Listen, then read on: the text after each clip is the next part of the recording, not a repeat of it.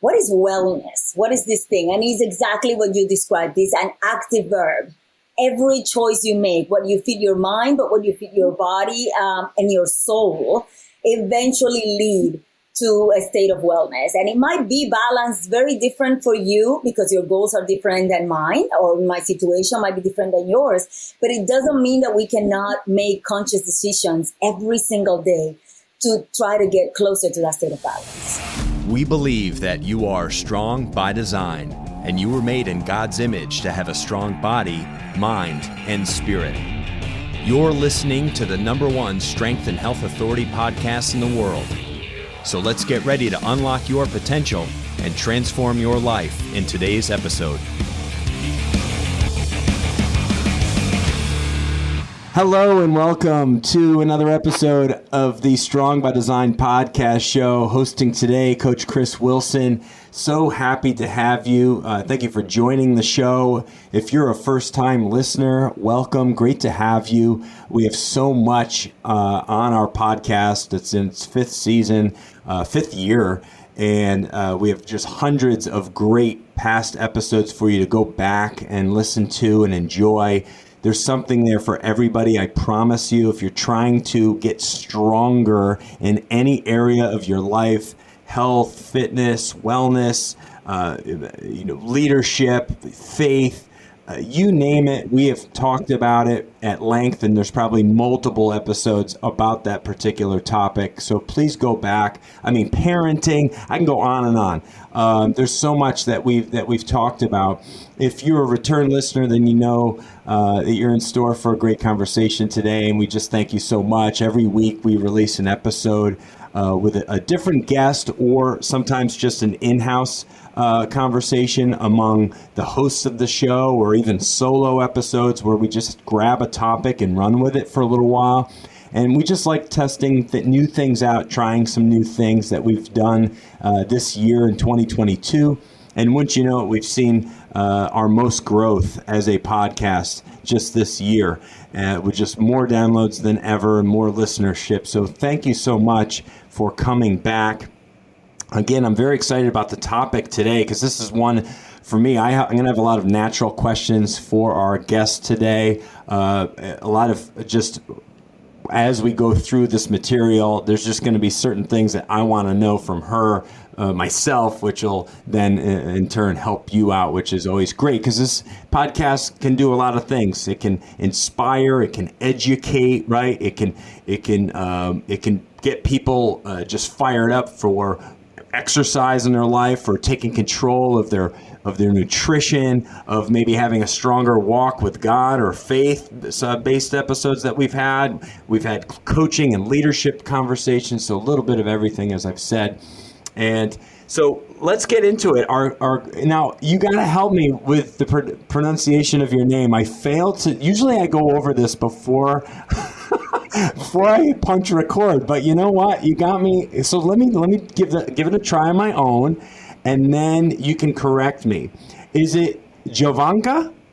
That's it. Okay. And then is it Ciares?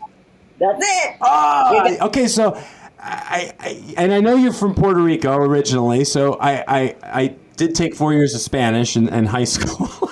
And so I was trying to glean some of my Spanish education growing up. But okay, good. Very good. So our guest today, Jovanka, is an herbalist. She's an executive coach and an author doing some great stuff. So what this is, she's a certified wellness expert. Okay. She is an integrative herbalist, which we're going to get to later in the conversation because I really know very little about that side of health.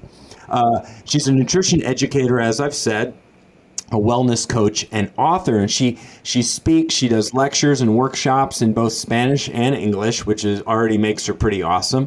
She studied nutrition with best-selling author at his Center for Nutrition Studies, which is Dr. Campbell, and that's where she also did some herbalism and plant medicine, right, as well. And she is a native of Puerto Rico, as I said, which is a place that I have been once before in my life, and I absolutely loved it back in high school, an exchange trip, 2 weeks in Puerto Rico with the most beautiful people I'd ever seen before.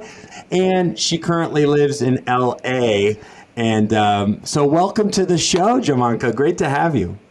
Thank you so much for having me, Chris. That's a great intro, and I'm looking forward to the conversation today. Yes, and I almost had to put my foot in my mouth with the name introduction, but luckily I saved myself. But I appreciate you working with me on that one. So, knowing all this, obviously you've been at this for several years now, really educating people, helping people to live healthier lives, and really kind of take control of their wellness, right? Of their well-being, which is in large part what we're trying to do on our podcast, is to really arm people with information to inspire, hopefully change, for people to, be able to move in a better, healthier direction in their life, right?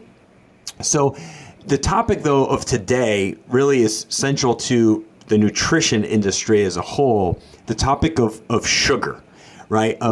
Sugar seems to be in just about everything that we eat. It's a highly addictive food. People don't realize the hidden sugars that are in things, the differences between natural, artificial sugars, and all of this stuff. And we're going to get to some of the great work that you've been doing a little bit deeper in the show. But I really want to help people understand this topic a little bit on a deeper level with an expert like yourself. So if you could, and I'm going to ask some pretty simple questions, but I think these are kind of the questions that people want to know. What's the difference between natural sugar and artificial sugar? Or, and you can go as deep on this as you want. This is the kind of question I get almost every single day. Are we designed to consume sugar? Why are we so attracted to this thing? And why is it causing so much pain these days? The truth of the matter is that we do have inherited systems and mechanisms to be attracted to sugar. Just the same way that we, from thousands and thousands of years ago, we saw a little plant and it had these colorful things, red and orange and yellows, that we now know as fruit. And we naturally gravitated towards it. And Mother Nature in all its wisdom, decided to put something that was really palatable in front of us so that we could be attracted to consuming it over and over. And with it, consuming all the fiber, all the phytochemicals, the enzymes, the vitamins and nutrients that we actually need. So I use sugar as fruit as an example. But truly, there's a lot of carbohydrates in the plant world that also have natural sugars.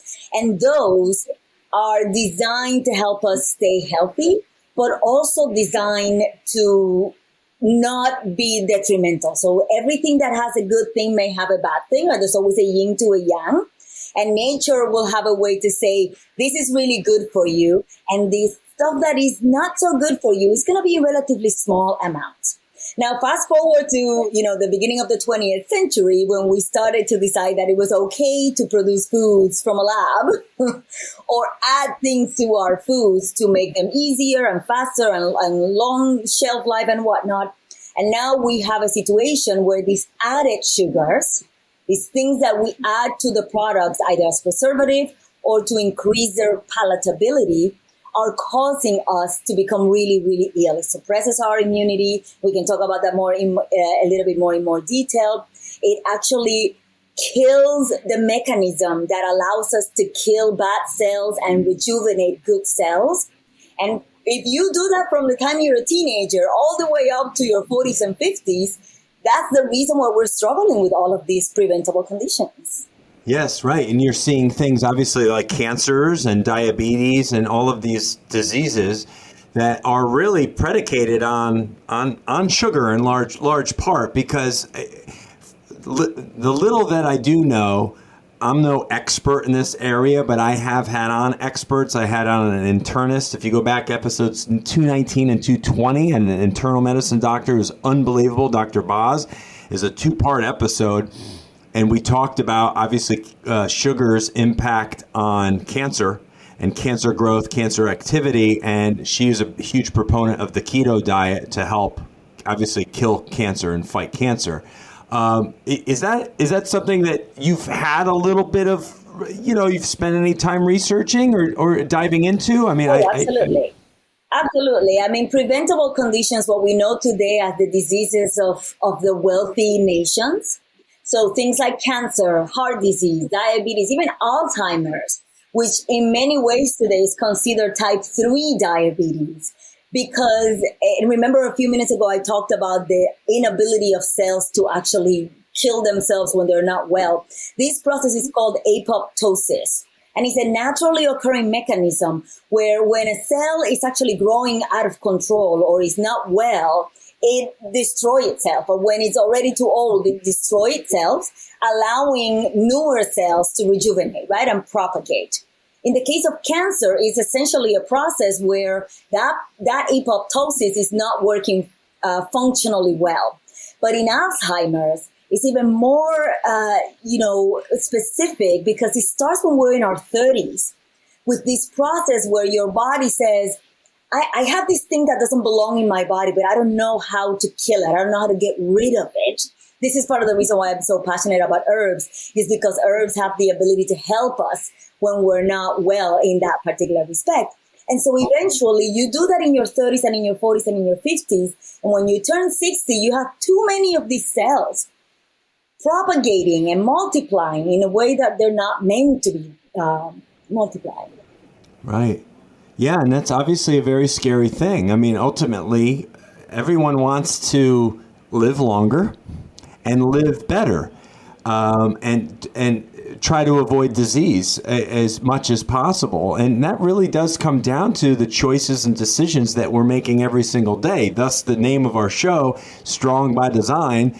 We are strong by the way we are designed, by the way we are created. But then we are also, it's a two-part meaning, but we're also strong in the way that we design our lifestyle, the way we design our day, the choices that we make from when we wake until when we go to bed. And it's a conscious effort to consume things into our body, right? Drinks, food, whatever it is, exercise, how much movement we get in a given day, and all of those things stacked on top of each other over a period of decades will determine where your health is at age of 60. Absolutely. It's exactly what you just said. It so beautifully, because people ask me all the time, what is wellness? What is this thing? And it's exactly what you described. It's an active verb. Every choice you make, what you feed your mind, but what you feed your body and your soul, eventually lead to a state of wellness. And it might be balanced very different for you because your goals are different than mine, or my situation might be different than yours. But it doesn't mean that we cannot make conscious decisions every single day to try to get closer to that state of balance. Yes. Yeah, absolutely right. I love speaking with experts, people that know far more than me on a particular topic, and I can really just, get something out of this conversation that I would ordinarily want to have in my personal life, but then I get to have it on the show and then share it with hundreds and thousands of other people on the other end. And then now they're armed with some more information and making better choices and just living a little cleaner, a little healthier, substituting this for that. And again, over time, having real change in their life because of some of those smaller decisions that they started to make that became good habits. So I think what a lot of us want to know, because a lot of people don't understand the science, even me to some, I do to some degree, but why is sugar so highly addictive? What makes it just something that we are just craving? Yeah. Sugar is one of those things that we, like I said earlier, we have systems and mechanisms to help us be attracted to it. But at the end of the day, an addiction is just our inability to control at a physical level what is happening and our choices and behaviors. Sugar releases dopamine in our body and opioids. It's very similar to what chemicals like prescription drugs do when we take them in, or other drugs. And you've probably heard the concept that sugar is as addictive as cocaine. And there is some truth to that, because in animal studies, we have seen that when you actually put cocaine into a system, in the case of these particular studies, it might have been a mouse, and they get addicted. And then you do the exact same thing with just sugar, with simple sugars, and the animals have the exact same. Those two substances have the exact same effect in the chemistry of the brain. So sugar has the ability to change the brain chemistry. It harm the activity and the conversation between our brain and our stomach. Remember, your stomach is your second brain. And there is a constant conversation between those two, right? Every time you get a little craving or a little hunger pang, it might be your brain saying, I need vitamin E, or I need more protein, or I need, water, or whatever it is. We don't know what that is. At the end of the day, a hunger pang is a hunger pang to us.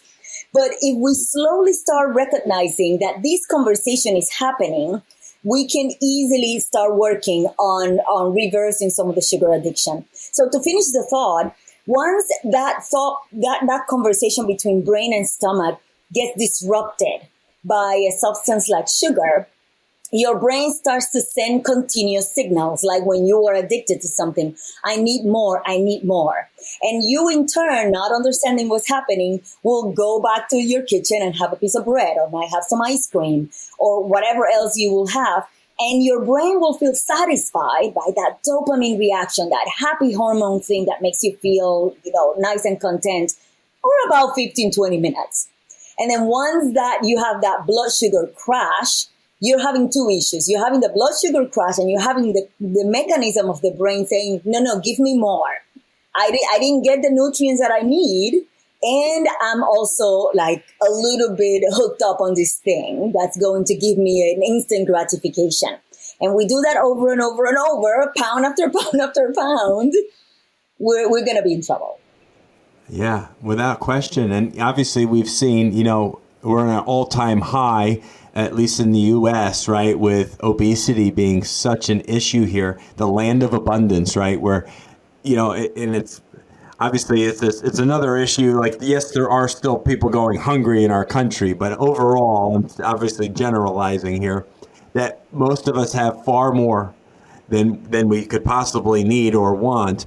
I mean, oftentimes it's the stuff from the middle of the grocery store rather than on the sides and the outer lying edges of the grocery store, right? Our cupboards and our cabinets are just packed with packaged food items, things that are, as you said earlier, designed and to be preserved for extended periods of time, right?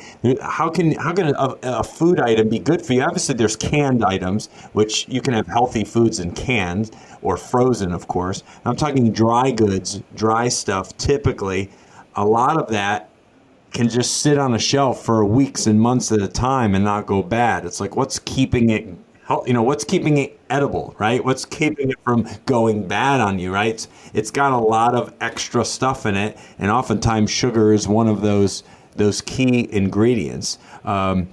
So you had said something earlier about our immune function, our immune system. Obviously, everybody is aware that our immune system, that's our line of defense. That's what our body fights disease with a cold, whether it's a cold or flu or COVID or anything, any kind of inflammation, right? It's a response to that. So what does sugar do to our immune function, to our immune system?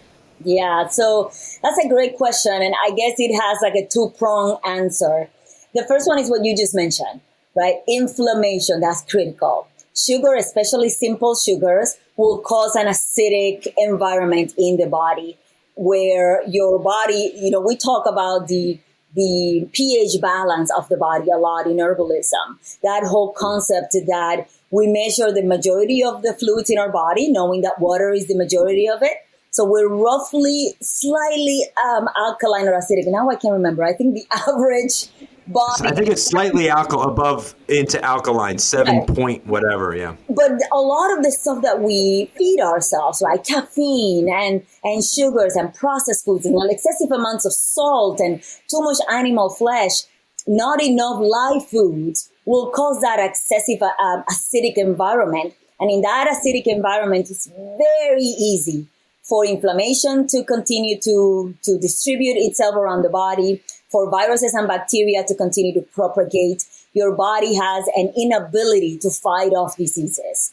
The second thing that's important to remember is that our immune system involves a lot of organs and systems, right? We have our elimination organs, which are critical to keep and stave off diseases by eliminating things that don't belong in our bodies.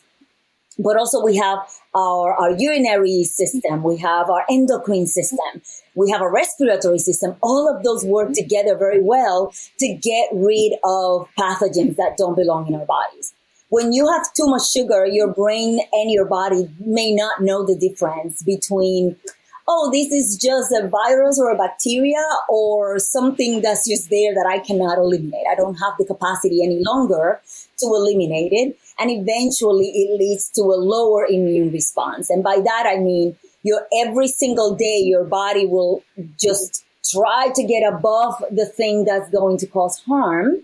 And eventually it starts to jump over it and eventually it can't do it. And eventually it just stays down here. And that disease or that pathogen or whatever it is may take over, causing a lot of disruption in your body. And by the way, we're not necessarily talking about life-threatening diseases, right? Like heart disease or cancer. We might be talking about autoimmune disorders. There's a lot of people out there walking around with severe allergies and asthma and, IBS and even constipation, which is not technically a disease. It's a symptom of... It can probably feel like a disease. Luckily, that's not an area I've dealt with too often. I've been very, shall we say, regular in my life. But I know. Listen, when your diet's a mess, when you don't take control of your nutrition and of your hydration, right, and make these good choices on a daily basis, it messes with that second brain, as you said. Our gut and our brain are closely tied. And when you're messing, you just don't feel right. So if you're constipated, you got other stuff going on too, and it's that cannot be fun. I feel for people that are in that kind of situation. Yeah, women especially, we tend to be, men by nature have bigger muscles and their internal muscles are stronger as well. So they tend to struggle less with constipation. But women, my ladies, we're all struggling. Yes. Especially pregnant women or around pregnancy, they can really struggle with stuff like that. I have sister-in-laws and my wife and all that, and I know it's not can be not fun for a period of time. Yeah. So I feel for people like that. So what are some, now that you've done a lot of good here, just educating people a little bit, but what are some of those worst culprits, shall we, the high sugar foods that people should kind of let's minimize or maybe try to remove this from our regular diet? The first thing I would tell you is that I call them the evil five or the fast five. The five whites. And it's important that you remember because very few things in nature are actually very nice and white and pristine. So white flour, white sugar, white rice, milk or dairy, white dairy or milk, and then salt. Believe it or not, excessive amounts of salt are actually highly problematic. Your brain will actually get highly addicted to salt as much as it does to sugar or other substances. And you could potentially end up with a very similar set of symptoms as if you were addicted to sugar. So we got to pay attention to those. Wow. Okay. So that list again, one more time, go through that. White flour. So everything that comes with it, right? Bread, pasta, etc. White bread, white sugar, everything that it has added sugars in it. White rice, which, believe it or not, people think of it as a healthy foods. Nothing could be farther from the truth. And I tell you this as a Puerto Rican who ate white rice twice a day most of my life. So white rice, milk or dairy especially the ones that have been heavily processed and cheeses. All of those are very, very acidic to the body. And especially in our digestive system, they have the ability to kind of get stuck in the walls of our digestive system and cause a lot of havoc. And finally, salt. Wow. Interesting. Okay. All right. Yeah, I mean, some of those are definitely were on my radar, but a few of them kind of, I was like, oh, okay. But I do get, and see, I think sometimes people, their brain immediately goes to eliminate, right? Versus moderate or decrease intake. Because there's going to be people that go, I love my cheese, or my kid drinks milk, or I have cereal every day, or what would you say, to some of those? Or I like to put, fresh cracked salt on my eggs in the morning and stuff like that. And I'm talking about myself. Yeah, no, and I agree with you. I'm in that same vein. The first thing I will tell people is to remember to give themselves grace and patience. If you are addicted to any of those substances, there's no, getting rid of it cold turkey. It's not going to happen. You're going to fall off that proverbial bandwagon and then feel like a failure and then go back to bad habits. If instead we start recognizing where the problem is, and then in the program that I created, I have a little chart to help people. If you're in the middle of it, like you're in the middle of a craving crisis, what to do within an hour, but more importantly, what to do every single day to help you change your habits. Remember, it takes our brain 21 to 28 days to build a new habit. So you did not get addicted overnight. You're not going to get out of it overnight. So you got to take this process slowly but steadily. One of the first things that I tell people is to do this thing that I call the reduce and replace method. It's a method I created. It's really not scientific, but it works for me and my clients. It's with that same idea that it takes about 21 to 28 days to build a new habit. What can I reduce today? Say, I know that cheese is not that great for me, but I love my cheese and I'm never going to get rid of it. That's fine. Maybe what I'm going to do is I'm going to reduce the amount of cheese by maybe 1/4 a day and replace it, because we don't like voids. We don't like to leave a space there. It's just going to be filled with bad things. So we're going to reduce by 1/4 and replace with something that we know is healthy for us. Right? And that might mean different things to you than it means to me. But we're going to start recognizing that the body is talking to us. Maybe you want to, honor it by writing in a journal. How do I feel after reducing my cheese intake by 1/4? Am I angry? Am I cravey? Am I, upset? Am I sad? What is it that I'm feeling? And you try that for a few days. And then you move on to reducing it a little bit further down and replacing it with something else. Chances are in 28 days, you have built an amazing new habit. Your taste buds have shifted. You are a completely different human with a new array of options for you to consume. Yeah. No, it's great. And it's why I encourage people in past podcasts, whenever they want to introduce change into their life, is to do the baby steps, is to kind of just have these little mini victories that you can build on each other and let yourself get there slowly. Because most of us, there are people out there that can cold turkey things and make change in their life. But that's a very small percentage, I think, of anyone. Most people, they don't like to think. They know maybe they should start to do something that's good for them, but they're not going to be able to do it in a day, as you've said. So I like the reduction or the reducing of something as you replace with something that's healthier. And then over time, as you said, you will start to be able to kind of break from that addiction or that need for that item. I've done a better job. I'm a cheese guy. I love my cheese, but I used to, back in the day, I would buy, blocks of cheese, to be able to slice and have with my lunch or whatever. And this is, a couple decades ago, and I could get away with eating pretty much as I wanted to, right? Because I'm a young guy, and I was exercising and lifting heavy weights and doing all this stuff. You get away with it, but as you get older, things catch up with you, and you realize, wow, that's a lot of fat I'm eating. Not to mention, right, the other side of it, the fact that it's a dairy item, but there's so much fat too. I know we're talking sugar, but there's so much hidden fats in so many of our highly sugary foods that those two things together can really take us off track. There's your healthy fats. You want to keep eating those, but there's so many of these not so healthy fats that are found in a lot of the items that you mentioned there. So, yeah. So, okay.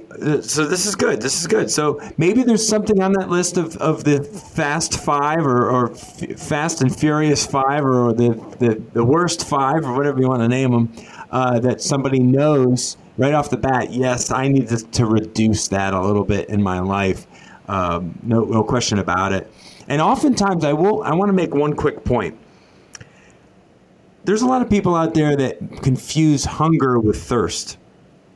Sometimes, because there's so many people that are just dehydrated and they don't realize it, and they're feeling those hunger pangs, but really it's your body's need for water, and they fill that need with food. Whereas if I have a big thing of water here, if you just drank a large glass of water, that would probably over like a 5 or 10 minute period of time help to settle your hunger. Absolutely. I could not agree more. I mean, by the time we get that thirst, that feeling, we're getting dehydrated. We're in trouble. Right. And the average person wandering the earth today is dehydrated. We're supposed to have our body weight in ounces of water. And 8 glasses of 8 ounces is for a person that's 120 pounds. Yeah. So anyone over 120 pounds not taking more than 8 glasses of water is dehydrated. That just comes to tell you where we are. Yeah, I'm 220, so I got to pretty much double that, and I'm sure there's a lot of days, more often than I would care to share, where I have come up short in that department.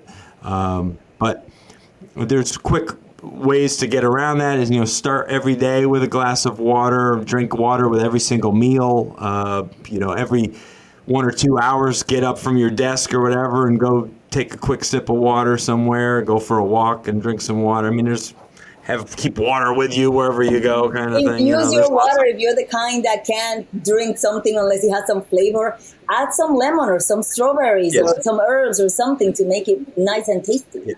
Yeah, no doubt about it. It goes right in line because your body needs water for everything that it's doing, for digestion, right? For proper energy, for proper cognitive feelings, to help your urinary system, right? So find those opportunities in your day to consume more water. It's very rare that someone would over-consume water. It's very hard to do that. The worst thing is you're just in the bathroom going pee a little bit more, but I would take that. Right. I'll take it. It's not the worst thing in the world. Okay. So what are some of these chronic diseases or some of the things that came up earlier in our conversation that are kind of an effect of overconsumption of sugar in our lives? What are some of these diseases that we could probably impact if we find ways to reduce our sugar intake? Yeah. I mean, certainly the first ones all involve the digestive system. Remember, sugar, because of its acidic kind of ways, will kill beneficial bacteria in your gut, leading to issues like leaky gut, like IBS, which I was diagnosed with many, many years ago, like Crohn's disease and many others. So if you happen to have struggling with any kind of digestive issue on the vein of the ones that I mentioned here, reducing sugar consumption is going to make a huge impact, a positive impact in your life. Then we know the very serious ones so these are the chronic ones, and some of the other chronics that may not be life-threatening include other autoimmune disorders. And those include things that go as little as IBS, or as life-threatening as diabetes or even cancer, which in some instances is considered autoimmune, right? An inability of your immune system to work by killing the cells that are not supposed to be there. I mentioned earlier Alzheimer's, which we now know that it in many ways could be considered type 3 diabetes. And that's something for all of my millennials, all of the people listening that are under 30 years old. Pay attention, because as you said, we take it for granted when we're really young. And it is on those early years that things start wreaking havoc in our system, and they manifest into disease 30 years later. And the goal is for us to get to our 60s, 70s, 80s, and beyond, feeling amazing with a lot of energy and hopefully healthy. Yeah. It's great. And you want to see people, in our lives, right? People in our circle, your family, your friends, people that are getting up there in age, you want to see them make those healthier choices and decisions, right? Because you want them to live forever, you want them to enjoy that last third of their life, 60s and beyond, and enjoy retirement and be able to do things physically, right? Be active and still walk and travel and see the world. But what ends up happening with a lot of our older folks, even as smart and as healthy or as much information is out there about being healthy, there's still so much chronic disease and still people that are bedridden or really just home-ridden, if you will, stuck in their homes, unable to really live out a good, enjoyable life later in life. But it really comes down to how you can turn things around when you're 60 and start make better decisions and undo some of the damage. But it's kind of, if the damage is done by 60, it's really hard to make those changes then, isn't it? Oh, absolutely. I mean, I agree with you. I mean, our bodies have this amazing ability to rejuvenate and get healthy. The liver is a perfect example of an organ that has this ability to get healthy, even from the brink of death. But you have a good point. The idea is that by the time we get 60 to 60, we might, be struggling a lot with our medical bills. And we know today that those medical bills are only going to get more and more expensive. And unless we have millions and millions of dollars in the bank, we need to do something to avoid getting to that point. But at the end of the day, it's all about recognizing, as you said in the sign that you have right behind it, which I love, you are made in God's image. You have this amazing thing we call a machine, a body. It's an amazing machine. And it needs to be treated like a 5-star hotel or like a Tesla. You would never, ever buy a Maserati and then put the cheapest oil on your amazing machine. So we got to honor this amazing thing we call a body with every single choice we make every day. Yeah, without a doubt. Yeah, good choice. Maserati. It's a beautiful automobile.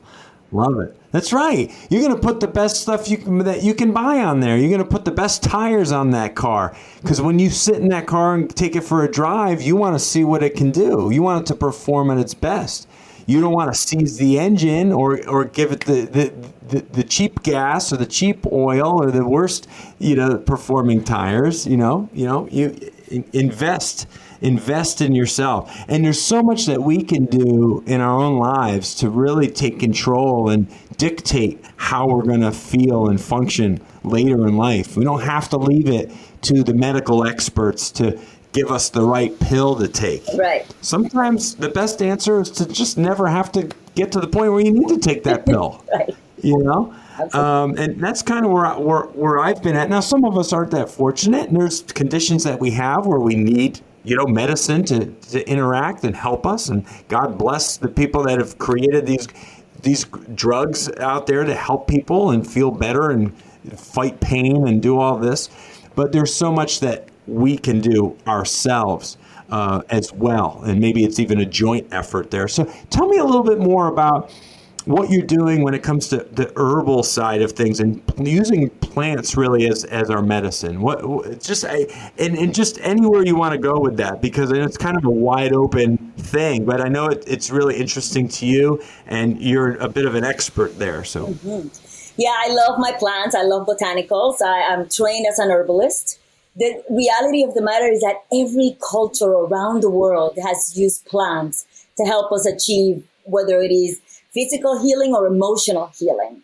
So whether you are using modern supplements, as we call them today, or just simply going to the market and embracing herbs and spices, you will be practicing something incredible with great safety data. I mean, a lot of these plants, you can actually agree that about 200 or 300 of these botanicals, you'll hear me talk about botanicals or herbs interchangeably, but these plants have been studied so well. And so the data is actually really strong in terms of safety. But more importantly, the reason why I love them so much is because in this society where we need instant gratification, herbs are a great way to achieve that.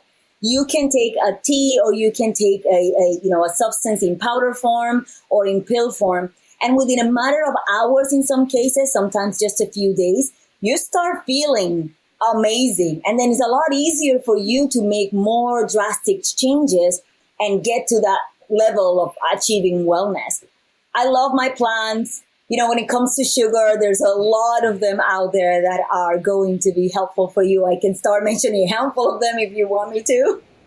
I was going to say, if you wouldn't mind, give me like 5 to 10 things that are maybe on or not even close to being on people's radar in terms of what they may look into for adding into their daily, weekly diets, like ways to supplement what they're eating. Like, if you wouldn't mind, because I got a little notepad and a pen. I'm ready to go. I want to hear from the expert. Like, what do you recommend for someone who's generally trying to eat pretty clean, include more whole foods in their diet, drink more water, do the things that they know are good for them? What are some of these herbals or botanical things that they can add in it that you say, oh, for sure, this is good for everybody? Okay, great. So I'm going to start with the simplest one. And there's two that I believe are simple that you should have in your kitchen every single day. And they are garlic and ginger. Garlic, I'm talking about real garlic, not the stuff that is, in those tubes that you buy in the supermarket. I'm talking about consume 5 to 6 garlic cloves every single day. Crush them, blend them. I don't know what you're going to do with them, but do them. They're antiviral, antibacterial. They improve your immune system. They protect your respiratory system. It's just incredible. Ginger, on the other side, is a panacea. What is it not good for? It's good for your digestive system. It helps reduce pain. It helps with bloating and gas. It helps with cramping. So it helps you absorb and retain minerals like calcium and magnesium that we tend to strip a lot with a diet that's highly acidic. I normally have them in the root that you buy in the market. I cut tiny little slices and put it in water. I boil about a gallon of it every single day. Sometimes it lasts me a day. Sometimes it lasts me 2 or 3 days. But drink it, add it to your smoothie instead of your milk or your coconut water. You will love me. It's also warming and very, very grounding. So how many ounces? Yeah, like in terms of quantity when it comes to ginger. What's? So if you're gonna do, let's bring it down to about 16 ounces of water. Okay. And you're going to cut about 2 to 3 inches of garlic and slice it or cut it into little pieces. That will get all the juices of the ginger, because remember, it's a root, so it's hard and it needs to be decocted. And you're going to put it in water at low temperature, low boil for about 5 to 7 minutes. Then let it cool, and you can drink that however you would like to drink it. You can drink it as is, put it in your smoothies, add it to your recipes, whatever makes you happy. It needs to be in our kitchen every single day. It's amazing. I love ginger. I love ginger in different types of foods and stuff. I think there's actually ginger in this greens drink. By the way, anyone watching this podcast right now, I do have a greens smoothie, an island green detox. It's no additional sugar added. It's just like 4 or 5 ingredients. Ironically, I got this without even thinking who I'd be speaking with today. So I think maybe I get like a B+ for my food choice today. But all right, good. I love ginger. I've always liked ginger. Hey, a question. Ginger ale. Okay, if you like ginger, I know. Immediately you're going to go, no, it's crap. It's all bad for you. Is there anything like that's made that you can buy in a store with ginger that you would recommend? I don't know of any specific brands, but I could tell you that kombucha For the people that can tolerate it, because it's not for everybody, there's a lot of kombucha out there that is infused with ginger. And you might want to try some of those. I know that the healthy food places like Whole Foods will have alternatives to ginger ale. Remember, ginger ale is mostly sugar, the ones that we buy in the market today. But I'm sure there's alternatives out there that are actually low in sugar. And that takes me to the other two herbs that are not really very easy or very common, but I wanted to mention. I'll be remiss if I don't mention them. One of them is technically not an herb, is a fungi, and you've probably heard of it. It's called reishi, Reishi. Reishi is a fungi. The people in China and Japan have been taking it for thousands of years. It's called the longevity mushroom. And we know today, because studies have shown that consuming it regularly literally have the ability to protect us from all kinds of diseases, especially cancer and cognitive decline. And you have to take it in powder form because it's medicinal in nature. You know, consuming it in food is probably almost impossible. I normally buy my little powder in my health food store or Amazon, and then I take about half a teaspoon every single day on my drink. If you're a coffee drinker, you can add it to your coffee because it has that mild bitter flavor, mimicking coffee. That's the reason why it's so popular today, these days, mixed with coffee. But if you're not a coffee drinker, I normally mix it in my hot cacao drink or in my chai latte. And this, do the spelling on that one more time. R-E-I? R-E-I-S-H-I. Reishi. Excellent. And it is a mushroom. It is a fungi. It's a mushroom. Or fungi, yeah. It's the same thing. Mushroom, fungi. Fungi. Hey, he's a fun guy. That reishi guy is a fun guy. And right. the other one, it. because we were talking about sugar, I wanted to mention this one amazing plant called gymnema. And gymnema is spelled gym as in, you know, you're going to the gym. Gym, and then N-E-M-A. Sometimes it's spelled with M-M-A, but it's gymnema. Gymnema is a plant that is called the killer of sugar, because if you take it in tea form, or if you chew on the leaves, it will numb your mouth and your taste buds to sugar only, temporarily. So if you take it and then you have something really sweet, you won't taste the sweet. And it's a great alternative for people. Not only will lower blood sugar levels and will help you slowly reduce your cravings to sugar, but it's a great way to train yourself into not consuming sugar. So if you take it in tea form and then try to take something sweet, eventually your brain will start recognizing, oh, this thing is not as sweet. I don't think I'm going to be interested in taking this anymore. Wow, how interesting. It kind of numbs, as you said, numbs your taste? Numbs your taste. Or the flavor of sugar, yeah. Correct. Temporarily. It's not going to be... Temporarily, right. I mean, there might be people listening and are like, well, I'm going to roll my body in that just so I don't have any interest in sugar. Trust me, I tried it too. I was like, I'm going to do this every 15 minutes. Oh, wow. Yeah, because again, as I said earlier at the start of our conversation, sugar is really abundant in just about all of our foods, that there's added sugars into things, right? It's very rare. Like, I specifically asked for this Island Green Detox is a no sugar added type smoothie. And oftentimes, and I know people who are listening, they want to feel healthier, right, when they make choices sometimes. So they will skip on the fast food and they'll go to like a smoothie place. But you can still have a not very healthy smoothie, but it has a lot of extra kind of crud and crap added to it. So you want to oftentimes try to, just add the fruit, if you want the strawberries or the pineapple or the kiwi or whatever, the spinach, put those things in, but no extra anything. I don't need any extra sweeteners. I don't do that at home when I make a smoothie for myself.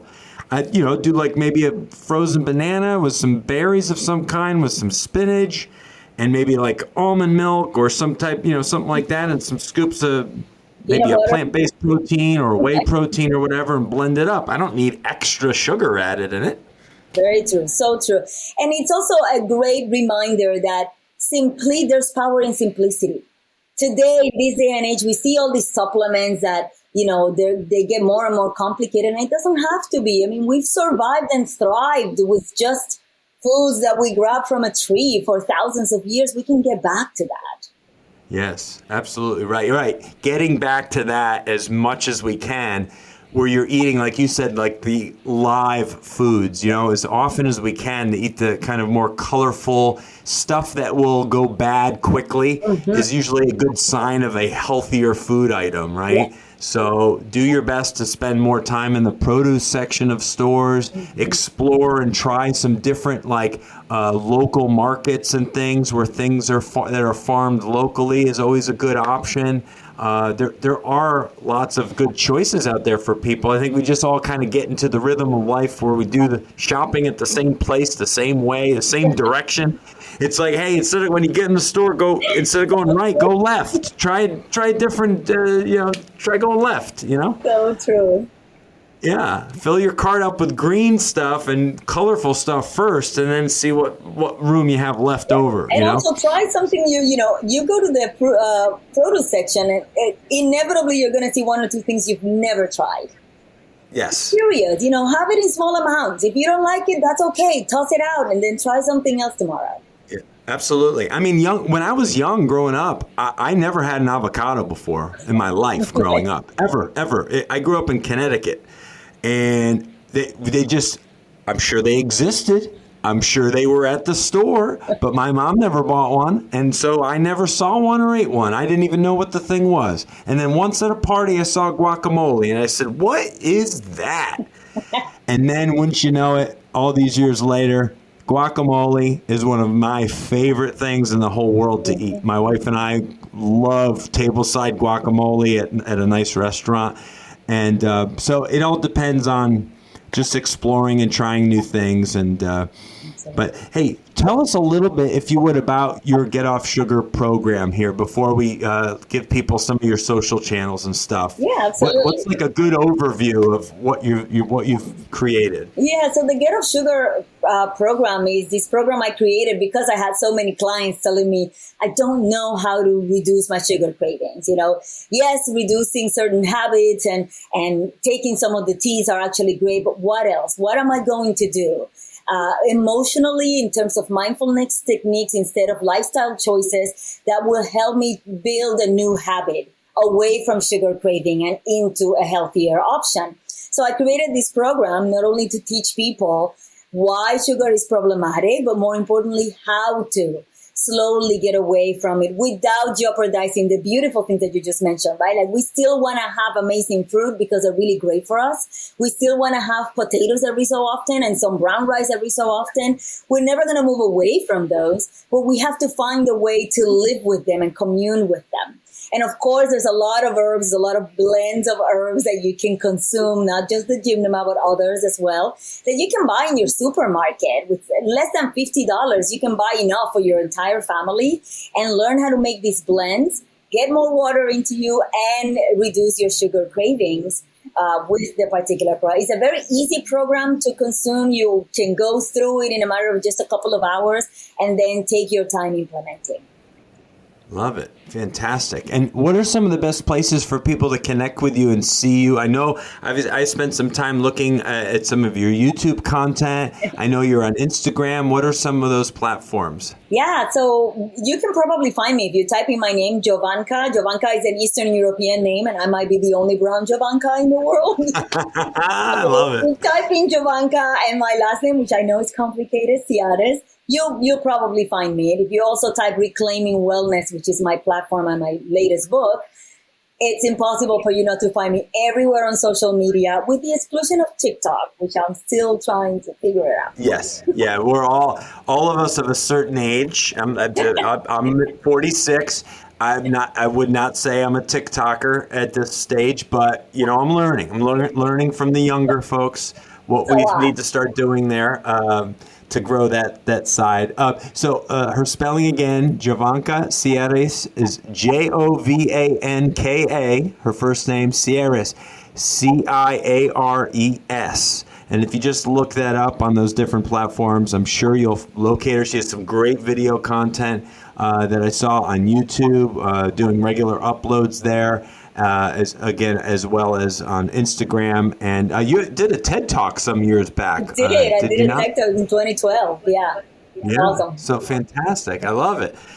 It's been so fun. I really found it intriguing and interesting.